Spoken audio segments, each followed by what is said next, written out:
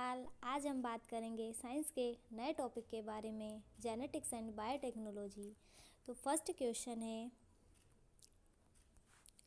किसके द्वारा आनुवंशिकता के विज्ञान को आनुवंशिकी जेनेटिक्स कहा जाता है? तो डब्ल्यू वैटसन के द्वारा आनुवंशिकता के विज्ञान को जेनेटिक्स या आनुवंशिकी कहा गया है। नेक्स्ट है, आनुवंशिकी लक्षणों को पीढ़ी दर पीढ़ी संचरण की विधियों के कारणों को अध्ययन को आनुवंशिकी जेनेटिक्स कहा गया है। डब्ल्यू वैटसन ने वर्ष 1905-6 के सर्वप्रथम जेनेटिक्स अथवा आनुवंशिकी शब्द का उपयोग किया है। नेक्स्ट है, आनुवंशिकी के जनक किसे कहा गया है? तो आनुवंशिकी के जनक G.S. ग्रेगर जॉन मेंडल को कहा गया है। आनुवंशिकी के जनक ग्रेगर जॉन मेंडल को कहा गया है। आनुवंशिकता का नियम ग्रेगर जॉन मेंडल ने वर्ष 1866 में प्रतिपादित किया, इसलिए उन्हें आधुनिक आनुवंशिकी का पिता कहा गया। किसको कहा गया? ग्रेगर जॉन मेंडल को कहा गया।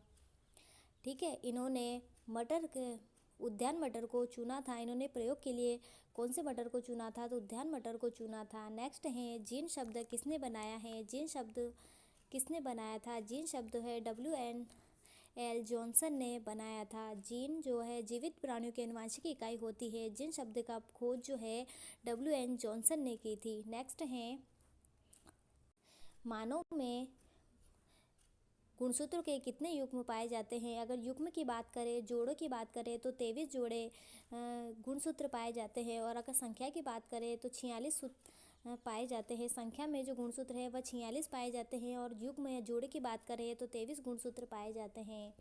नेक्स्ट है, एलोसोम लिंग गुणसूत्र होते हैं। मनुष्य में 23 जोड़ी या 46 गुणसूत्र होते हैं। 22 जोड़ी गुणसूत्र स्त्रियों और पुरुषों में समान अपने अपने समजात होते हैं। इन्हें स्वजात व गुणसूत्र या ऑटोसोम कहते हैं। 23वें जोड़ी के गुणसूत्र स्त्रियों और पुरुषों में भिन्न भिन्न होते हैं, जिसे विषमजात गुणसूत्र कहते हैं। देखो 22 जोड़ी दोनों में होते हैं तो इसे ऑटोसोम गुणसूत्र कहा जाता है। यह स्वजात या समजात कहा जाता है। और 23वें जोड़े को विषमजात गुणसूत्र कहा जाता है या एलोसोम कहा जाता है। लिंग निर्धारण में इसकी अहम भूमिका होती है। स्त्रियों में XX व पुरुषों में XY एलोसोम पाए जाते हैं। देखो 22 तक गुणसूत्र होंगे तो इसको समजात गुणसूत्र या ऑटोसोम कहा जाएगा। 23वें गुणसूत्र को एलोसोम कहा जाएगा। तो 23वें गुणसूत्र से स्त्री और पुरुष के बारे में पता चलता है। गुणसूत्र कोशिका के केंद्रक में धागे के आकार की भांति होते हैं। गुणसूत्र कैसे होते हैं? धागे के आकार की भांति होते हैं। कोशिका के केंद्रक में गुणसूत्र ही आनुवंशिक गुणों को माता पिता के संतानों में युग्मकों के माध्यम से स्थापन करते हैं। मानव शरीर में कोशिकाओं से बना होता है, और इन कोशिकाओं में गुणसूत्र और क्रोमोसोम्स होते हैं। नेक्स्ट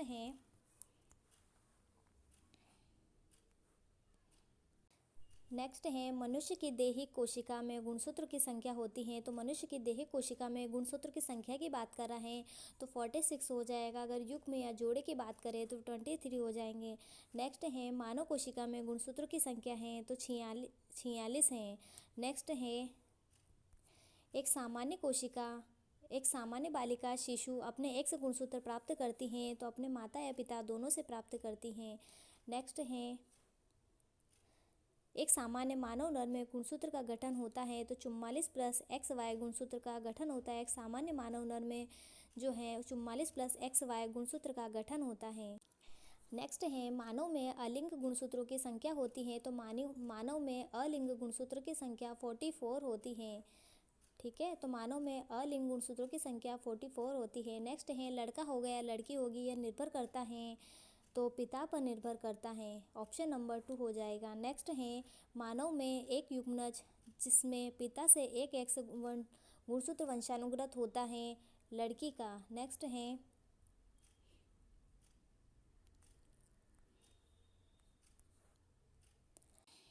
मानव जाति के द्वारा बच्चे में लिंग का निर्धारण कैसे होता है? तो पिता से आने वाले X अथवा Y गुणसूत्र से होता है। अगर XX होता है तो इस लड़की होती है, और XY गुणसूत्र होता है तो लड़का होता है। नेक्स्ट है, गुणसूत्र की संरचना निम्नलिखित में से सम्मिलित होते हैं। तो गुणसूत्र की संरचना में DNA, RNA व हिस्टोन सम्मिलित होते हैं। गुणसूत्र में क्या शामिल होते हैं? तो गुणसूत्र में DNA शामिल होंगे, RNA शामिल होंगे व हिस्टोन प्रोटीन भी सम्मिलित होता है। नेक्स्ट है, आनुवंशिकी की जानकारी के हस्तांतरण को संदर्भित करता है। तो DNA से प्रोटीन हस्तांतरित करता है। आनुवंशिकी की जानकारी को कौन हस्तांतरित करता है? तो डीएनए से प्रोटीन हस्तांतरित करता है। नेक्स्ट है डीएनए संरचना का सही मॉडल किसने दिया है? तो डीएनए संरचना का सही मॉडल वाटसन एंड क्रिक ने दिया है। डीएनए संरचना का सही मॉडल वाटसन एंड क्रिक ने 1953 में कब दिया था? 1953 में प्रतिपादित किया था। डीएनए दो परस्पर जुड़ी सर्पिल कुंडलिनी पॉलीन्यूक्लियोटाइडो श्रृंखलाओं या सूत्र एक ही केंद्रीय अक्ष के चारों ओर दक्षिणावर्त स्प्रिंग की भांति ऐंठकर द्विकुंडलिनी संरचना होती है। द्विकुंडलिनी का प्रत्येक कुंडल 3.4 एंगस्ट्रॉम लंबाई में होता है। इसके लिए इन्हें 1962 में नोबेल पुरस्कार से सम्मानित किया गया था। किसको? वाटसन एंड क्रिक को। नेक्स्ट है कौन सा नाइट्रोजन क्षार पिरामिडीन का भाग नहीं है? जो ग्वानिन है वह पिरामिडीन का भाग नहीं है। यूरेसिल पिरामिडीन का भाग है। थाइमिन है और साइटोसिन है। यूरेसिल, थाइमिन और साइटोसिन जो है वह पिरामिडीन नाइट्रोजनी क्षार जो है ये पाइरिमिडीन का भाग हैं। पाइरिमिडीन बेस मुख्यतः 3 प्रकार की होती हैं। थाइमिन, साइटोसिन, यूरेसिल होती हैं। जो पिरामिडीन जो बेस हैं यह 3 प्रकार की होती हैं। थाइमिन, साइटोसिन व यूरेसिल होती है। डीएनए में थाइमिन व साइटोसिन और आरएनए में साइटोसिन व यूरेसिल पाया जाता है। डीएनए में क्या पाया जाता है? तो डीएनए में थाइमिन व साइटोसिन पाया जाता है। डीएनए में थाइमिन व साइटोसिन पाया जाता है और आरएनए में साइटोसिन व यूरेसिल पाया जाता है। आरएनए में थाइमिन के स्थान पर यूरेसिल पाया जाता है। नेक्स्ट है एक अनिषेचित मानव अंडे में सामान्यतः होता है तो एक एक्स क्रोमोसोम होता है। एक अनिषेचित मानव अंडे में सामान्यतः एक्स क्रोमोसोम होता है। नेक्स्ट है क्रोमोसोम का नामकरण वॉल्डेन ने किया था। मनुष्य में क्रोमोसोम की संख्या 46 है। जब XX क्रोमोसोम का युग्मन होता है तब इससे बनने वाली संतान लड़की होती है और XY के क्रोमोसोम से लड़का होता है। एक अनिषेचित मानव अंडे में सामान्यतः एक X क्रोमोसोम होता है। नेक्स्ट है शिशु लिंग किसके गुणसूत्री योगदान पर निर्भर करता है? जो शिशु लिंग है वह पिता और माता दोनों पर निर्भर करता है। शिशु लिंग का निर्धारण माता पिता दोनों पर निर्भर करता है। नेक्स्ट है जीवों के आनुवंशिकी लक्षण संतान में पाए जाते हैं तो क्रोमोसोम द्वारा पाए जाते हैं। जो जीवों में जो आनुवंशिक लक्षण किसके द्वारा पाए जाते हैं? तो क्रोमोसोम के द्वारा पाए जाते हैं। नेक्स्ट है आनुवंशिकी यूनिट अर्थात जीन गुणसूत्र क्रोमोसोम में पाए जाते हैं। जीन की कार्यात्मक इकाई को सिस्टोन, उत्परिवर्तन की इकाई को म्यूटोन। जीन की कार्यात्मक इकाई को क्या कहा जाता है? सिस्टोन व उत्परिवर्तन की इकाई को म्यूटोन तथा संयोजन की इकाई को रेकोन कहा जाता है। नेक्स्ट है निम्नलिखित में से आनुवंशिक इकाई हैं तो जीन जो है एक आनुवंशिक इकाई है। गुणसूत्रों पर स्थित डीएनए की बनी वह अति सूक्ष्म संरचना है। जो गुणसूत्रों पर स्थित डीएनए की बनी वह अति सूक्ष्म संरचना है जो आनुवंशिक लक्षणों का धारण एवं एक पीढ़ी से दूसरी पीढ़ी में उनका स्थानांतरण करती है। जीन कहलाती है। जीन आनुवंशिकता की मूलभूत शारीरिक इकाई है। इसका अर्थात इसी से हमारी आनुवंशिक विशेषताओं की जानकारी होती है। जैसे हमारे बालों का रंग क्या होगा, आँखों का रंग क्या होगा, तो जीन के द्वारा ही हम पता लगा सकते हैं या गुणसूत्र या डीएनए के द्वारा हम पता लगा सकते हैं। नेक्स्ट है डीएनए में किसका परीक्षण विकसित किया जाता है? तो डीएनए में परीक्षण विकसित किया गया था। तो डीएनए परीक्षण किसके द्वारा विकसित किया गया? तो एलेक जेफरीज के द्वारा विकसित किया गया था। ऑप्शन नंबर ए हो जाएगा। तो व्याख्या ब्रिटिश वैज्ञानिक प्रोफेसर सर एलेक जेफरीज द्वारा डीएनए फिंगरप्रिंटिंग व डीएनए परीक्षण का तकनीकी विकसित किया गया था। फॉरेंसिक साइंस में इसका उपयोग पुलिस द्वारा जासूसी कार्य व अपराधियों पहचान करने में किया जाता है। नेक्स्ट है डीएनए में पाई जाने वाली शर्करा है। जो डीएनए में हेक्सोन शर्करा पाई जाती है। डीएनए में कौन सी शर्करा पाई जाती है? जो डीएनए में हेक्सोन शर्करा पाई जाती है।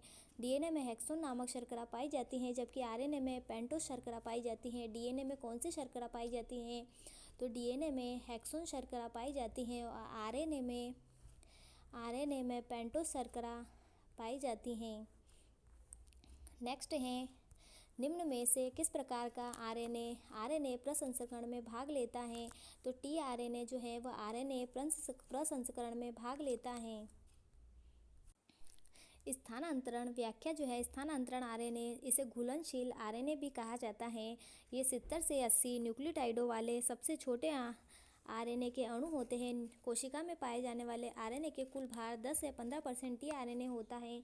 टीआरएनए का कार्य है, इसकी मुख्य भूमिका प्रोटीन संश्लेषण में त्रिक आनुवंशिकी कूट की पहचान कर अनुरूप अमीनो अम्लों को राइबोसोम तक पहुंचाना है।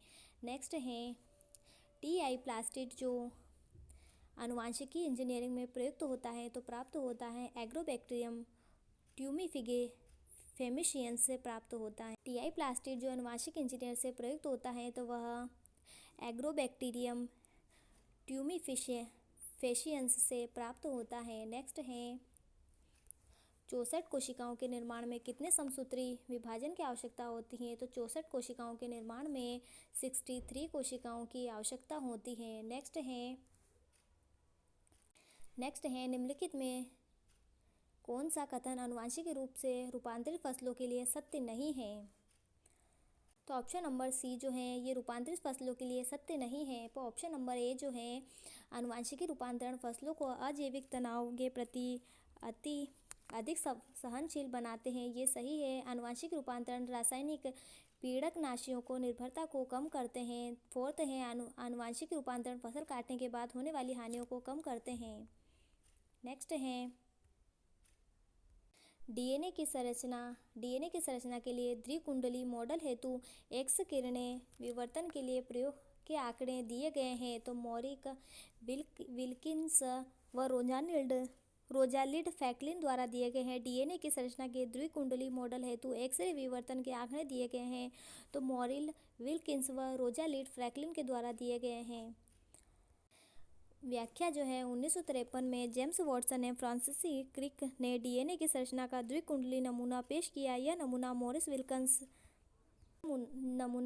विल्कन्स तथा रोजलैंड फ्रैंकलिन एक्सरे के विश्लेषण के आधार पर दिया गया है। नेक्स्ट है विपर्यासी लक्षणों के युग्म को कोडित करने वाले जीन कहलाते हैं तो अलीलन्स कहलाते हैं। विपर्यासी लक्षणों के युग्म को कोडित करने वाले जीन जो है अलीलिल्स कहलाते हैं। अलीलिल्स किसी जीन के विभिन्न रूप होते हैं जो समजात गुणसूत्रों पर समान लोकस पर पाए जाते हैं तथा किसी लक्षण के विभिन्न रूपों को दर्शाते हैं। नेक्स्ट है मेंडल का स्वतंत्र अपव्यय का नियम के अवलोकनों पर आधारित है तो यह द्विसंकरण आधारित है। तो मेंडल का जो स्वतंत्र अपव्यय का नियम है वह द्विसंकरण पर आधारित है। नेक्स्ट है मेंडल ने आनुवंशिकी के नियम कौन से पौधे पर अनुसंधान करके दिए हैं? जो मेंडल ने मटर के पौधे पर या उद्यान मटर के पौधे पर आनुवंशिकी के नियम के संधान करके दिए हैं। नेक्स्ट है मेंडल का स्वतंत्र अपव्यय का असोसमेंट का सिद्धांत निम्नलिखित में से किस अनुपात के आधार पर सिद्ध किया जाता है? तो मेंडल का जो स्वतंत्र अपव्यय का सिद्धांत जो है वह 9:3:3:1 पर दिया जाता है। तो मेंडल ने स्वतंत्र अपव्यय का जो नियम दिया है उसका सिद्धांत किस अनुपात के आधार पर सिद्ध किया जाता है? तो 9:3:3:1 पर दिया जाता है। 9:3:3:1 ऑप्शन नंबर फर्स्ट हो जाएगा। नेक्स्ट है मेंडल के किस नियम की प्रस्तुति से जीन संकल्पना की पुष्टि होती है? तो मेंडल के पृथक्करण के नियम से जीन संकल्पना की पुष्टि होती है। तो मेंडल के किस नियम से जीन कॉन्सेप्ट की पुष्टि होती है? तो पृथक्करण के नियम से होती है। नेक्स्ट है मटर की फली का हरा रंग कैसा लक्षण है? तो मटर की फली का हरा रंग प्रभावी लक्षण है। नेक्स्ट क्वेश्चन है निम्नलिखित में से कौन सा एक अपूर्ण प्रभाविकता का उदाहरण है? तो स्नैपड्रैगन जो है अपूर्ण प्रभाविकता का उदाहरण है। नेक्स्ट है डीएनए का संश्लेषण प्रतिपादन किसने किया है? तो डीएनए का संश्लेषण और प्रतिपादन कॉर्नबर्ग ने किया है। डीएनए का संश्लेषण का प्रतिपादन आर्थर कॉर्नबर्ग ने किया था, इसलिए इनको वर्ष 1959 में चिकित्सा विज्ञान का नोबेल पुरस्कार दिया गया है। नेक्स्ट है प्रोटीन संश्लेषण में कौन सा घटक अपना योगदान देता है? तो न्यूक्लियस, राइबोसोम व एंडोप्लाज्मिक झिल्ली देती हैं। प्रोटीन संश्लेषण की बात करें तो प्रोटीन संश्लेषण में कौन सा घटक अपना योगदान देता है? न्यूक्लियस, राइबोसोम और एंडोप्लाज्मिक झिल्ली हो जाएगा। प्रोटीन में संश्लेषण में न्यूक्लियस, राइबोसोम व ईआर या एंडोप्लाज्मिक झिल्ली अपना योगदान देती हैं। नेक्स्ट है प्रोटीन संश्लेषण के केंद्रीय सिद्धांत या सेंट्रल डोग्मा का प्रतिपादन किया है। तो प्रोटीन संश्लेषण के लिए केंद्रीय सिद्धांत का प्रतिपादन किसने किया है? तो क्रिक ने किया है। प्रोटीन संश्लेषण के लिए केंद्रीय सिद्धांत या सेंट्रल डोग्मा का प्रतिपादन क्रिक ने किया है। नेक्स्ट है डीएनए एवं आरएनए में समानता है कि दोनों न्यूक्लियोटाइड्स के बहुलक हैं। डीएनए आरएनए में क्या समानता है कि दोनों न्यूक्लियोटाइड्स के बहुलक हैं। बहुन्यूक्लियोटाइड डीएनए अणु का निर्माण करते हैं। जंतु एवं पादप दोनों की कोशिकाओं के केंद्रक में डीएनए उपस्थित होता है। देखो, जंतु में भी डीएनए होता है और पादप कोशिकाओं में डीएनए पाया जाता है। जब आरएनए कोशिका द्रव में पाया जाता है तो दोनों ही न्यूक्लियोटाइडों के बहुलक होते हैं। डीएनए का चाकू या डीएनए नाइफ कहलाता है। तो डीएनए का चाकू या डीएनए नाइफ जो है प्रतिबंधित एंडोन्यूक्लियस को कहा जाता है। डीएनए का चाकू किसको कहा जाता है? प्रतिबंधित एंडोन्यूक्लियस को कहा जाता है। नेक्स्ट है निम्नलिखित में से कौन सा नाइट्रोजनी क्षार डीएनए से संबंधित नहीं है? जो डीएनए से संबंधित यूरेसिल नहीं है। बाकी डीएनए नाइट्रोजनी क्षार जो डीएनए से संबंधित एडेनिन है, ग्वानिन है व साइटोसिन है। डीएनए से संबंधित एडेनिन, ग्वानिन व साइटोसिन है। नेक्स्ट है आरएनए का मुख्य कार्य क्या है? जो आरएनए का मुख्य कार्य प्रोटीन संश्लेषण में सहायता करना है। आरएनए का जो मुख्य कार्य प्रोटीन संश्लेषण में सहायता करना। आरएनए कोशिका के अंदर संदेशवाहक का कार्य करती हैं। आरएनए क्या कार्य करती हैं? तो संदेशवाहक का कार्य करती हैं। वह प्रोटीन का संश्लेषण की सहायता करती हैं। नेक्स्ट है वह प्रक्रिया जिसमें उपयोगी जीन की कई प्रतिकृतियों का संश्लेषण पात्र विधि द्वारा किया जाता है। तो वह पीसीआर कहलाता है। वह प्रक्रिया जिसमें उपयोगी जीन की कई प्रतिकृतियों का संश्लेषण पात्र विधि द्वारा किया जाता है तो वह पीसीआर कहलाती है। ठीक है। नेक्स्ट है अग्रोस जेल पर पृथक्करण के पश्चात डीएनए के टुकड़ों को किस डाई की सहायता से देखा जा सकता है? तो डीएनए के टुकड़ों को एथिडियम ब्रोमाइड के द्वारा देखा जा सकता है। डीएनए के टुकड़ों को किसके द्वारा देखा जा सकता है? तो एथिडियम ब्रोमाइड के द्वारा देखा जाता है। नेक्स्ट है जैव उपाचरण से तात्पर्य है जीवों द्वारा पर्यावरण से विषैले पदार्थ को निष्कासन से तात्पर्य है। जैव उपाचरण का मतलब है जीवों द्वारा पर्यावरण से विषैले पदार्थ को निष्कासन है। नेक्स्ट है जैव आवर्धन से तात्पर्य है उत्तरोत्तर पोषण स्तर के जीवों में पीड़कनाशियों की मात्रा का बढ़ना है। नेक्स्ट है जीन अभियांत्रिकी संबंधित है। जीन अभियांत्रिकी जो है न्यूक्लिक अम्लों के परिवर्तन से संबंधित है। जीन अभियांत्रिकी जो है न्यूक्लिक अम्लों के परिवर्तन से संबंधित है। वह तकनीक जिसमें एक जाति के डीएनए को दूसरी प्रजाति के डीएनए में प्रवेश कर पुनर्योजी डीएनए प्राप्त किया जाता है। आनुवंशिकी अभियांत्रिकी पुनर्योजी डीएनए तकनीक कहलाती है। जीन अभियांत्रिकी शब्द का सर्वप्रथम प्रयोग एजी पार्लव ने किया था। नेक्स्ट है जीव के क्लोन के संबंध में निम्न से कौन सा कथन सही है? तो क्लोन अलैंगिक विधि से उत्पन्न किया जाता है। जो जीवों के संबंध में क्लोन जो है वह अलैंगिक विधि से संपन्न किया। नेक्स्ट है क्लोन की कॉलोनी है। तो क्लोन की कॉलोनी क्या है? एक समान आनुवंशिकी संगठन वाली कोशिका है। क्लोन की कॉलोनी है एक समान संगठन वाली कोशिका है। नेक्स्ट है एक वयस्क दैहिक कोशिका से क्लोन की गई एक पहली स्तनपायी डोली भेड़ के बारे में तथ्य सही नहीं है। तो ऑप्शन नंबर जो डी जो है ये तथ्य सही नहीं है। एक वयस्क दैहिक जो कोशिका से क्लोन की गई स्तनपायी डोली जो है ये फेफड़ों की बीमारी के कारण डोली का निधन हुआ, ये सत्य है। डोली स्कॉटलैंड में पैदा हुई, ये भी सत्य है कि डोली कहाँ पैदा हुई? स्कॉटलैंड में पैदा हुई। डोली की मृत्यु 2003 में हुई, ये सही है। बाकी 1998 में पैदा हुई, ये गलत है। सन 1995 में इयान विल्मट एवं सहयोगियों ने रोजनिल इंस्टीट्यूट स्कॉटलैंड में डोली नामक भेड़ को केंद्रण प्रतिरोपण तकनीक द्वारा बनाया था। इस क्लोन को बनाने हेतु उन्होंने स्तन की काई कोशिका का प्रयोग किया था। निम्न में से बंदर का क्लोन है, जो बंदर का क्लोन है वह एंड्री जो है वह बंदर का क्लोन है। नेक्स्ट है, निम्नलिखित में से कौन सी सबसे पहले ट्रांसजेनिक गाय है। जो रोजी जो है वह सबसे पहले ट्रांसजेनिक गाय है। नेक्स्ट है, निम्नलिखित में से एक ट्रांसजेनिक जंतु है। जो जीप जो है वह एक ट्रांसजेनिक जंतु है। जंतु की बात करें तो जीप आ जाएगा और ट्रांसजेनिक गाय की बात करें तो रोजी आ जाएगी। नेक्स्ट है, विश्व की प्रथम आनुवंशिकी रूपांतरित डेयरी बछड़ी को नाम दिया गया है तो लेक्स नाम दिया गया। डेयरी बछड़ी का क्या नाम है तो लेक्स नाम है। नेक्स्ट है, डीएनए अंगुली छाप का प्रयोग किसकी पहचान के लिए किया जाता है। जो डीएनए अंगुली छाप का यूज़ जो है वह सभी में किया जाता है। माता पिता के लिए, बलात्कारी, चोर व उपयुक्त सभी के लिए डीएनए जो है फिंगरप्रिंट का यूज़ किया जाता है। नेक्स्ट है कथन, डीएनए फिंगरप्रिंटिंग पृथक विस्थापन तथा बलात्कारवादों में अपराधियों की पहचान हेतु एक महत्वपूर्ण परीक्षण दिया गया है।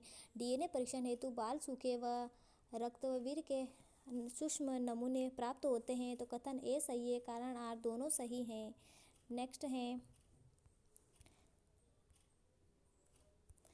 मानवों की पहचान को सुनिश्चित करने के लिए जैव प्रौद्योगिकी आधारित अत्याधुनिक तकनीक को काम में लाया जाता है। तो डीएनए व फिंगरप्रिंटिंग को काम में लाया जाता है। मानव जीनोम परियोजना का नेतृत्व किसने किया। तो मानव जीनोम परियोजना का नेतृत्व जो है क्रैग वेटर व फ्रांसीसी कॉलिंस ने किया। मानव जीनोम परियोजना का नेतृत्व क्रैग वेटर व फ्रांसीसी कॉलिंस ने किया। नेक्स्ट है, निम्नलिखित में से कौन सी स्थिति में टेस्ट ट्यूब बेबी की परिघटना को सही रूप में निरूपित कीजिए। जब निषेचन बाह्य होता है तो और विकास आंतरिक होता है। तो टेस्ट ट्यूब बेबी में क्या होता है कि जब निषेचन बाह्य होता है और आंतरिक कैसा विकास आंतरिक होता है। नेक्स्ट है, निम्नलिखित में से एक आईवीएफ का उदाहरण है तो इसमें बोनस दिया गया होगा। नेक्स्ट है, समर्थ का जीवन का प्रतिपादन किया है तो डार्विन ने किया है। नेक्स्ट है, डार्विन के जहाज का नाम था तो बीगल था। डार्विन के जहाज का नाम बीगल था। योग्यतम की उत्तरजीविता की संकल्पना का समर्थन किया है तो डार्विन ने किया है। नेक्स्ट है, सुनहरी गोल्डन चावल है तो सुनहरी गोल्डन चावल क्या है। एक ट्रांसजेनिक चावल की किस्म जिसमें कैरोटीन के लिए जीन उपलब्ध था। नेक्स्ट है, अभी हाल ही में चर्चा में आए स्वर्ण चावल किस पद्धति से विकसित किए गए हैं तो पराजीनी तकनीक के द्वारा विकसित किए गए हैं। नेक्स्ट है, पराजीनी फसल स्वर्ण चावल किस वांछनीय लक्षण के लिए तैयार किए गए हैं तो विटामिन ए के लिए तैयार किए गए हैं। नेक्स्ट है, निम्नलिखित में से पराजीनी जंतुओं का उत्पादन अधिकतम संख्या में किया जाता है तो चूहों का। नेक्स्ट है, एंजाइम तथा उनके कार्यों के सही जोड़ों का चयन कीजिए। जो ई कोलाई प्रतिबंधित व एंडोन्यूक्लियस सेकेंड जो है डीएनए को विशिष्ट स्थलों पर काटने के लिए होता है। जो ऑप्शन नंबर एंजाइम उनके कार्य के लिए ऑप्शन नंबर सी सही है कि ई कोलाई प्रतिबंधित एंडोन्यूक्लियस सेकेंड जो है डीएनए को विशिष्ट स्थलों पर काटने के लिए होता है। नेक्स्ट है, विज्ञान के किस क्षेत्र में आप व्हाइट डार्प के बारे में सीखेंगे तो व्हाइट डार्प जो है वह जेनेटिक्स से संबंधित होता है। नेक्स्ट है, बीटी पादप में बीटी का मतलब है बेसिलस थुरेंसिस है तो बीटी का मतलब क्या होता है बेसिलस थुरेंसिस होता है। नेक्स्ट है, काइमेरिक डीएनए कहलाता है तो काइमेरिक डीएनए जो है पुनर्योजन डीएनए कहलाता है। नेक्स्ट है, डीएनए फिंगरप्रिंट्स का आधार है तो डीएनए फिंगरप्रिंट्स का आधार मनुष्य के कैरियोटाइप का ज्ञान है। नेक्स्ट है, पुनर्संयोजन अभियांत्रिकी में सफलतापूर्वक जीन स्थानांतरण हेतु किस वाहक का वेक्टर का उपयोग किया जाता है तो उपयोग तो दोनों का किया जाता है। जो पुनर्संयोजन अभियांत्रिकी में सफलतापूर्वक जीन स्थानांतरण जो है प्लाज्मिड व जीवाणुभोजी भी कहा जाता है। नेक्स्ट है, निम्नलिखित में से किसे कोशिका का ऊर्जा के केंद्र कहा जाता है तो कोशिका का ऊर्जा केंद्र माइटोकॉन्ड्रिया को कहा जाता है। लाइसोसोम को जो है आत्महत्या की थैली कहा जाता है। क्रोमोसोम जो है वह आनुवंशिकी के बारे में निर्धारण करता है। नेक्स्ट है, माइटोकॉन्ड्रिया को कोशिका का ऊर्जा केंद्र कहा जाता है। इसकी खोज अल्टमान ने की थी। यहाँ पर ऑक्सीजन की उपस्थिति में ग्लूकोज का पूर्ण जलना होता है। नेक्स्ट है किसकी उपस्थिति के कारण किसी पादप कोशिका और पशु कोशिका में अंतर पाया जाता है, तो कोशिका भित्ति के कारण पादप कोशिका व पशु कोशिका में अंतर पाया जाता है। नेक्स्ट है संरचनाओं के कौन से युग्म पादप और जंतु कोशिकाओं दोनों कोशिकाओं में पाए जाते हैं, तो अंतःप्रद्रवी जालिका व कोशिका कला जो है वह पादप कोशिका व जंतु कोशिका दोनों में पाई जाती हैं। पौधों में विकसित त्रिस्तरीय कोशिका भित्ति पाई जाती है। पौधों में जो त्रिस्तरीय कोशिका भित्ति पाई जाती है, जबकि जंतु कोशिका में कोशिका भित्ति नहीं पाई जाती। जंतुओं में पर्णहरित का भी अभाव होता है और अंतःप्रद्रवी जालिका और कोशिका कला दोनों में पाई जाती हैं। नेक्स्ट है कोशिका निम्न में से कौन सी पाचन थैली कहलाती है, तो कोशिका में निम्न में से कौन सी पाचन थैली कहलाती है, जो लाइसोसोम है यह पाचन थैली कहलाती है। लाइसोसोम की खोज क्रिश्चियन रेने डी ड्यूवी ने 1955 में की थी। लाइसोसोम की खोज किसने की थी? 1955 में ड्यूवे ने की थी। इन्हें इस खोज के लिए नोबेल पुरस्कार वर्ष 1974 में दिया गया था। जंतु कोशिका के कोशिका द्रव में पाए जाने वाले आवरण युक्त गोल गोल थैलीनुमा अंगाणुओं को लाइसोसोम कहते हैं। ये अंततः कोशिकी पाचन में मदद करते हैं। तो कोशिकी पाचन में कौन मदद करता है? तो लाइसोसोम मदद करता है। लाइसोसोम अपघटन एंजाइम की थैलियाँ हैं जो बहुत सारे पदार्थों को अपघटित करती हैं। नेक्स्ट है कोशिकाओं में वह संरचना जिसमें प्रकाश अवशोषक वर्णक होता है निम्नलिखित में से कौन सी होती है? तो हरित लवक जो है जिसमें प्रकाश अवशोषक वर्णक होता है क्लोरोप्लास्ट के कारण। नेक्स्ट है हरित लवक हरे रंग के होते हैं जो पौधों की पत्तियों और तनों में पाया जाता है। हरित लवक में पर्णहरित नामक प्रकाश अवशोषक वर्णक पाया जाता है। इसके अलावा कैरोटीन तथा जेंथोफिल नामक सहायक वर्णक पाए जाते हैं। हरित लवक का मुख्य काम प्रकाश संश्लेषण की क्रिया द्वारा भोजन का निर्माण करना है। नेक्स्ट है निम्नलिखित में से किसको सेल का पावर प्लांट कहा जाता है? तो माइटोकॉन्ड्रिया को सेल का शक्ति ग्रह कहा जाता है। माइटोकॉन्ड्रिया की खोज अल्टमैन ने 1886 में की थी। माइटोकॉन्ड्रिया जो है दोहरी झिल्ली से घिरा होता है। ये कितनी झिल्ली से घिरा होता है? तो यह दोहरी झिल्ली से घिरा होता है। बाह्य झिल्ली जो है चिकनी होती है और भीतरी जो है अंगुलीनुमा ये ऐसे होती है। बाह्य झिल्ली जो है चिकनी होती है वह भीतरी झिल्ली जो है अंगुलीनुमा संरचना बनाती है। इसमें उपस्थित एंजाइम द्वारा कोशिकीय श्वसन होता है। जिसमें उपस्थित जो एंजाइम है उसके द्वारा कोशिकीय श्वसन होता है जिससे ऊर्जा पैदा होती है। इसलिए इसे कोशिका का शक्ति ग्रह या पावर हाउस ऑफ सेल कहा जाता है। नेक्स्ट है निम्नलिखित में से कौन सा कथन प्राणियों में स्तंभ कोशिकाओं के प्रत्यारोपण के बारे में असत्य है? तो ये केवल भ्रूण में पाई जाती हैं, ये गलत है। तो कोशिका के प्रत्यारोपण के बारे में कि ये प्राणी में जीवन भर स्वयं गुणन करती हैं। जो कोशिकाओं के प्रत्यारोपण जो है स्तंभ कोशिकाओं के प्रत्यारोपण के बारे में जो ये प्राणी जीवन भर स्वयं गुणन करती हैं। ये अंगों के क्षतिग्रस्त ऊतकों को मरम्मत करती हैं। ये एक या अधिक प्रकार की विशिष्ट कोशिकाओं को बनाने में क्षमता रखती है। नेक्स्ट है कोशिका में जैविक क्रियाओं के लिए ऊर्जा प्राप्त की जाती है, तो एटीपी के द्वारा की जाती है। कोशिका में जैविक क्रियाओं के लिए ऊर्जा जो है एटीपी के द्वारा प्राप्त की जाती है। नेक्स्ट है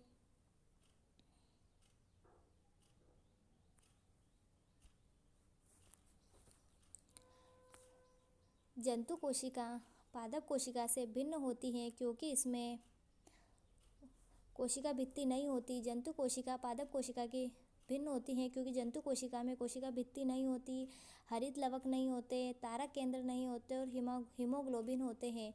ठीक है, जंतु कोशिका जो है पादप कोशिका से भिन्न होती हैं क्योंकि इसमें कोशिका भित्ति नहीं होती जंतु कोशिका में और हरित लवक भी नहीं होते हैं। बाकी जंतु कोशिका तारक केंद्र होते हैं जंतु कोशिका में और हीमोग्लोबिन भी पाया जाता है। नेक्स्ट है जंतु कोशिका और पादप कोशिका में यह केवल प्लाज्मा झिल्ली से घिरा होता है। जो जंतु कोशिका है केवल प्लाज्मा झिल्ली से घिरी होती है और यह जो है कोशिका भित्ति से घिरी होती है। और पादप कोशिका जो है प्लाज्मा झिल्ली के साथ कोशिका भित्ति से भी घिरी होती है। जंतु कोशिका में हरित लवक नहीं होते हैं, पादप कोशिका में हरित लवक होते हैं। जंतु कोशिका में 1 या 2 तारक केंद्रों सहित सेंट्रोसोम होते हैं और इसमें छोटे छोटे साफ क्षेत्रों में ध्रुवीय टोपी कहते हैं। जंतु कोशिका में हीमोग्लोबिन होते हैं और पादप कोशिका में हीमोग्लोबिन नहीं होते हैं। नेक्स्ट है राइबोसोम का कार्य है तो प्रोटीन संश्लेषण करना। राइबोसोम का कार्य आरएनए तथा प्रोटीन का बना होता है। कोशिका में यह प्रोटीन संश्लेषण का स्थान होता है। यह कोशिका के मुक्त अवस्था में पाए जाते हैं। जो राइबोसोम जो है कोशिका में मुक्त अवस्था में पाए जाते हैं या अंतःप्रद्रवी जालिका तथा नाभिक के कला के संयुक्त होते हैं, 7 संयुक्त होते हैं। इसकी खोज जंतु कोशिका में जॉर्ज पॉलेट ने की थी। तो राइबोसोम की खोज जो है जॉर्ज पॉलेट ने जंतु कोशिका में की थी। नेक्स्ट है आत्महत्या की थैली किसे कहा जाता है? तो आत्महत्या की थैली लाइसोसोम को कहा जाता है। माइटोकॉन्ड्रिया को जो है ऊर्जा या शक्ति पावर हाउस ऑफ सेल कहा जाता है। नेक्स्ट है लाइसोसोम को आत्महत्या की थैली कहा जाता है। इसकी खोज C.D. डुवे ने। इसका कार्य कोशिकाओं के अंदर अनावश्यक पदार्थों का विघटन करना है। इसे लाइसोसोम को जो है शरीर का सफाई कर्मी भी कहा जाता है। लाइसोसोम का निर्माण गोल्जी काई में होता है। लाइसोसोम का निर्माण किस में होता है? तो गोल्जी काई में होता है। नेक्स्ट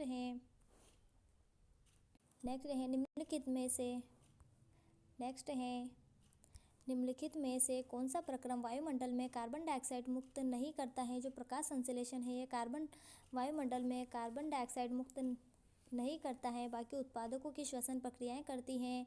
उपभोक्ताओं की श्वसन प्रक्रिया से CO2 निकलता है। कार्बनिक अपशिष्ट को जलने से भी CO2 निकलता है। नेक्स्ट है पौधे श्वसन में ऑक्सीजन लेते हैं वह कार्बन डाइऑक्साइड छोड़ते हैं। जो पौधे जो है श्वसन में ऑक्सीजन लेते हैं वह कार्बन डाइऑक्साइड क्या इसका ऑप्शन नंबर C सही हो जाएगा। जो श्वसन लेते हैं पौधे जब श्वसन लेते हैं तो ऑक्सीजन लेते हैं वह कार्बन डाइऑक्साइड छोड़ते हैं। हरे पौधों में प्रकाश संश्लेषण की क्रिया में होती है। तो हरे पौधों में प्रकाश संश्लेषण की क्रिया कार्बन डाइऑक्साइड लेना व ऑक्सीजन छोड़ना होता है। हरे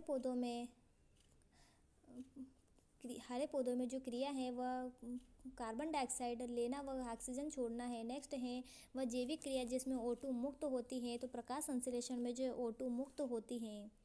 ठीक है, प्रकाश संश्लेषण वह प्रक्रिया है जिसमें पौधे स्वयं उपस्थित क्लोरोफिल एवं सूर्य के प्रकाश की सहायता से अपने भोजन कार्बोहाइड्रेट का निर्माण करते हैं तथा ऑक्सीजन O2 को वातावरण में मुक्त करते हैं तथा वातावरण से CO2 तथा और मृदा से जल से H2 लेकर यह क्रिया संपन्न होती है। तो इसका सूत्र है 6CO2 12H2O। सूर्य का प्रकाश लेते हैं फिर C6H12O6 ग्लूकोज व जल और ऑक्सीजन बनाते हैं।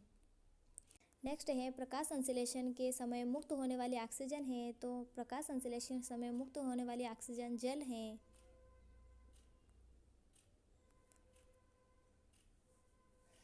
नेक्स्ट है हरे पौधे किसकी उपस्थिति में भोजन बनाते हैं? यहाँ जल भी ऑप्शन सही होगा। अब यहाँ पर ऑक्सीजन नहीं दी हुई है तो मैंने इस पर जल सही लगा दिया है। नेक्स्ट है हरे पौधे किसकी उपस्थिति में भोजन बनाते हैं? तो हरे पौधे सूर्य के प्रकाश की उपस्थिति में भोजन बनाते हैं। नेक्स्ट है पर्णहरित सहायक होता है। जो पर्णहरित प्रकाश संश्लेषण में सहायक होता है। नेक्स्ट है प्रकाश संश्लेषण के लिए पौधों की आवश्यकता होती है। तो पौधों में कार्बन डाइऑक्साइड की आवश्यकता होती है। प्रकाश संश्लेषण के लिए पौधों को कार्बन डाइऑक्साइड की आवश्यकता होती है और जल की आवश्यकता होती है, ऑक्सीजन की भी आवश्यकता होती है। प्रकाश संश्लेषण करने के लिए पौधों को सूर्य का प्रकाश, कार्बन डाइऑक्साइड तथा जल की आवश्यकता होती है। सूर्य के प्रकाश की उपस्थिति में वातावरण से कार्बन डाइऑक्साइड तथा मृदा से शोषित जल तथा क्लोरोफिल की सहायता से पौधे भोजन और कार्बोहाइड्रेट का निर्माण करते हैं। नेक्स्ट है पौधों में जल का परिवहन किसके माध्यम से होता है? पौधों में जल का परिवहन जाइलम के माध्यम से होता है। भोजन का परिवहन जो है फ्लोएम के माध्यम से होता है। ठीक है, व्याख्या पौधों में जल का परिवहन जाइलम के ऊतक के द्वारा होता है। जाइलम अवशोषित जल को पौधों के विभिन्न भागों तक पहुंचाने का कार्य करता है। खाद्य पदार्थों का परिवहन फ्लोएम के द्वारा होता है। कोशिका के किस भाग में क्रेब्स चक्र का संचालित होता है? तो क्रेब्स चक्र जो है वह माइटोकॉन्ड्रिया में संचालित होता है। क्रेब्स चक्र ग्लाइकोलाइसिस के बाद ग्लूकोज अणु 2 पाइरुवेट अणुओं में टूट जाता है। क्रेब्स चक्र में जो है ग्लाइकोलाइसिस के बाद ग्लूकोज अणु 2 पाइरुवेट अणुओं में टूट जाता है जिनका ऑक्सीकरण एक चक्रीय पथ के रूप में मैट्रिक्स में उपस्थित विभिन्न श्वसनों एंजाइमों के द्वारा होता है जिसे क्रेब्स चक्र कहा जाता है। नेक्स्ट है पौधों में प्रकाश संश्लेषण क्रिया मनुष्यों सहित पृथ्वी पर सभी प्राणियों को जीवित रखने का कार्य करती हैं। निम्नलिखित वैज्ञानिक में से किसने इस क्षेत्र में अपने योगदान के लिए नोबेल पुरस्कार जीता है? तो मेल्विन केल्विन ने प्रकाश संश्लेषण या इसमें नोबेल पुरस्कार जीता है। मेल्विन केल्विन जो है प्रकाश संश्लेषण से संबंधित कार्बन स्थिरीकरण क्रिया को समझाया। इन्होंने केल्विन चक्र का प्रतिपादन व इस खोज के लिए उन्हें 1961 में नोबेल पुरस्कार दिया गया है। नेक्स्ट है, निम्नलिखित में से हरगोविंद खुराना को किस आविष्कार के लिए सम्मानित किया गया? तो हरगोविंद खुराना को प्रोटीन संश्लेषण के लिए सम्मानित किया गया है। नेक्स्ट है, रात के समय पेड़ के नीचे सोना उचित नहीं है क्योंकि पेड़ जो है कार्बन डाइऑक्साइड छोड़ते हैं। नेक्स्ट है, ग्लाइकोलाइसिस का अन्य नाम है? तो ग्लाइकोलाइसिस का अन्य नाम EMP पथ है। ग्लाइकोलाइसिस का अन्य नाम EMP पथ है। नेक्स्ट है, अनोक्सी श्वसन व्याख्या बता रहे हैं। अनोक्सी श्वसन जो है श्वसन ऑक्सीजन की उपस्थिति में होता है, उसे अनोक्सी श्वसन कहा जाता है। उसे अनोक्सी श्वसन कहते हैं। इसके अंतर्गत होने वाले संपूर्ण प्रक्रम को ग्लाइकोलाइसिस कहते हैं, ग्लाइकोलिसिस कहते हैं। अनोक्सी श्वसन में जो है जो श्वसन ऑक्सीजन की उपस्थिति में होता है उसे अनोक्सी श्वसन कहते हैं और इसके अंतर्गत संपूर्ण प्रक्रम को ग्लाइकोलिसिस कहा जाता है। इसका अध्ययन सर्वप्रथम एम्बेड मेयरहोफ पार्सन ने किया था। उपनाम जो है EMP पथ है, शर्करा किण्वन, ये 2 उपनाम है इसके। नेक्स्ट है, बायोप्सी क्या है? नेक्स्ट है, बायोप्सी क्या है? जो बायोप्सी है जीवित शरीर से काटे ऊतकों की जांच करना ही बायोप्सी कहलाता है। बायोप्सी क्या कहलाता है? जीवित शरीर से काटे गए ऊतकों की जांच बायोप्सी कहलाता है। ऊतक है एक प्रकार का। ऊतक क्या है? समान कोशिकाओं का समूह जो है ऊतक कहलाता है। ऐसी कोशिकाओं के समूह जो संरचना, आकृति, उत्पत्ति एवं कार्य में एक समान होते हैं उन्हें ऊतक कहा जाता है। पादप शरीर कोशिकाओं का बना होता है। कोशिकाएं मिलकर ऊतक बनाती हैं। विविध प्रकार के ऊतक मिलकर ऊतक तंत्र बनाते हैं।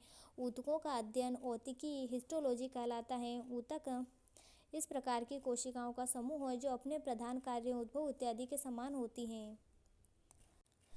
ऊतक शब्द का सर्वप्रथम प्रयोग करने वाला वैज्ञानिक था तो वाइकोट था। ऊतक शब्द का सर्वप्रथम प्रयोग करने वाला वैज्ञानिक वाइकोट था। नेक्स्ट है, GMO है। GMO क्या है? एक आनुवांशिक रूपांतरित जीव है। GMO जो एक आनुवांशिक रूपांतरित जीव है। नेक्स्ट है, मेंडल के मटर के अलावा एक और पादप पर कार्य किया था, वह पादप है? तो मेंडल ने मटर के अलावा हिनेसियस पादप पर भी उपयोग किया था। नेक्स्ट है, RNA अणु में थाइमिन के स्थान पर पाया जाने वाला नाइट्रोजिनस क्षारक है तो यूरेसिल पाया जाता है। RNA में थाइमिन के स्थान पर यूरेसिल पाया जाता है। नेक्स्ट है, मेंडल ने अपने प्रयोगों के लिए कितने विषम लक्षण चुने हैं? तो मेंडल ने अपने प्रयोगों के लिए 7 विषम लक्षण चुने हैं। नेक्स्ट है, किस वैज्ञानिक ने वंशागति का गुणसूत्र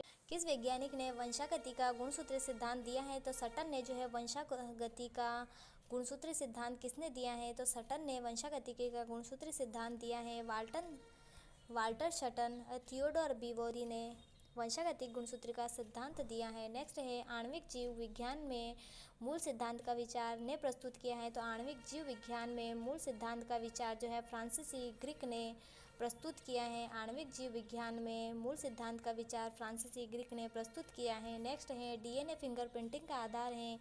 तो DNA बहुरूपता है। DNA फिंगरप्रिंटिंग का आधार क्या है? DNA बहुरूपता है। नेक्स्ट है, किसी कोशिका का कौन सा कोशिकांग अपशिष्ट निपटान में मदद करता है? तो लाइसोसोम जो है अपशिष्ट निपटान में मदद करता है। मतलब लाइसोसोम को शरीर का सफाई कर्मी भी कहा जाता है। लाइसोसोम को आत्मघाती तैली भी कहा जाता है। माइटोकॉन्ड्रिया को जो है ऊर्जा व शक्ति गृह कहा जाता है। नेक्स्ट है, कोशिका के निम्नलिखित में से किस अणुकाय में दोहरी झिल्ली अनुपस्थित होती है?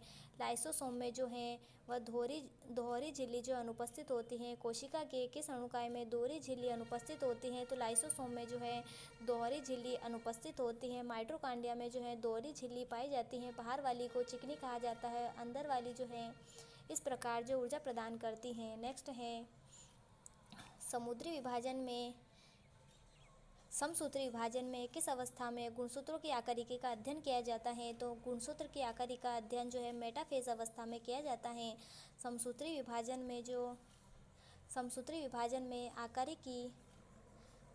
विभाजन में आकारिकी का अध्ययन मेटाफेज अवस्था में किया जाता है।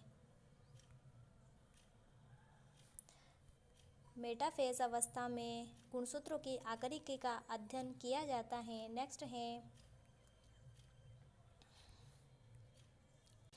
डीएनए अणु के दोनों सूत्र अपने अपने नाइट्रोजनी क्षारक द्वारा किस बंध से जुड़े होते हैं? जो डीएनए अणु के दोनों सूत्र जो अपने अपने नाइट्रोजनी क्षारक के द्वारा हाइड्रोजन बंध से जुड़े होते हैं। डीएनए अणु के दोनों सूत्र अपने अपने नाइट्रोजनी क्षारक के द्वारा हाइड्रोजन बंध के द्वारा जुड़े होते हैं। नेक्स्ट है वाटसन एवं क्रिक ने डीएनए के मॉडल को प्रस्तावित किया है। तो 1953 में वाटसन ने डीएनए के मॉडल को प्रस्तावित किया है। नेक्स्ट है एक खाद्य श्रृंखला सर्वदा प्रारंभ होती है तो प्रकाश संश्लेषण पर प्रारंभ होती है। एक खाद्य श्रृंखला सर्वदा प्रारंभ होती है तो प्रकाश संश्लेषण पर प्रारंभ होती है। नेक्स्ट है प्रकाश संश्लेषण निम्नलिखित में से कौन सा प्रक्रम होता है? जो प्रकाश संश्लेषण में प्रकाश ऊर्जा का रासायनिक ऊर्जा में रूपांतरण होता है। प्रकाश ऊर्जा का रासायनिक ऊर्जा में रूपांतरण यह प्रक्रम जो है प्रकाश संश्लेषण में होता है।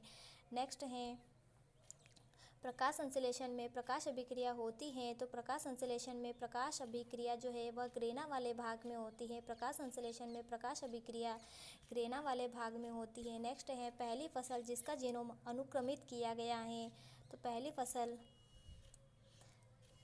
चावल जो है वह पहली फसल है जिसका जीनोम अनुक्रमित किया गया है। नेक्स्ट है